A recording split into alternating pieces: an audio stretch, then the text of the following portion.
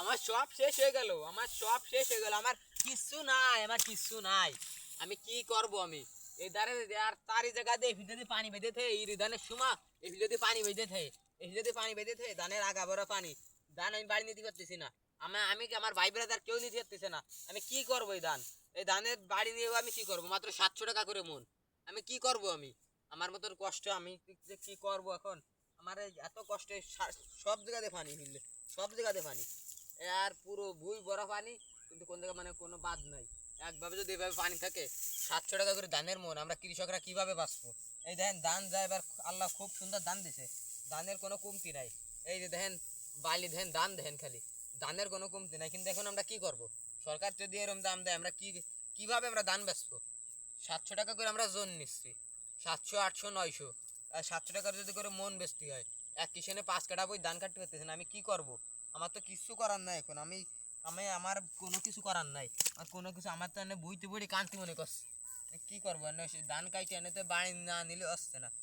আর পুরো ধান ধ্যান বৃষ্টিতে ভিজে ভিজে রয়েছে একভাবে 3-4 দিন, এই একটানা বৃষ্টিতে ধান মান কিচ্ছু নাই। কি কি কি এটা কি আরবো আমি? 700 টাকা রে মন ধানের, আর এদারে সে মাছের পরে ডুবে গেছে। আমি ধান আমার কি করব আমি? আমার এই দাদু অনেক ধান লইছে, কি এর যে আমি কি আরবো? এই যে এই বুঝতে ধান লইছে, ওই বুঝতে ধান লইছে, ওই যে কি সুন্দর ওই বুঝতে ধান লইছে।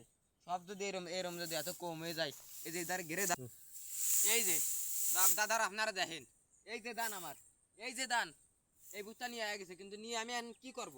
রাস্তা আমি অক্ষ যেমন খেতে না, আমি টিরাক দিয়ে মরতে ফেলতে না। পুরো আমার 5 বিঘে বইতে ধান, একটা না পুরো আমার 5 বিঘে বইতে ধান, আমি কি করব? এই যে ধান সব এই যে ফাড়ের পদ্মে ধুয়ে দিছি, তারপরে বৃষ্টি আসতে রক্ষা পাচ্ছি না। এই বইটাতে 15 মতো পানি কমেছে, কিন্তু ওই সব বস্তু বইতি, এই যে এই বই দিয়ে যেন পানি রয়েছে। আমি কে রেখে আরবো? এই যাতে দেখেন আমার একটা না, আর পুরো পুরো ধান আমার সব জায়গাতে কাটা ধান, পুরো কাটা ধান। এইটুকু আমি কাটবো না, আমি কি করব আমি? আমি তো কোনটা বুঝে উঠতে পারতেছি না। আমি এই ধান কাইটে আমি কি করব? আমার তো কাইটে কোনো লাভ হবে না।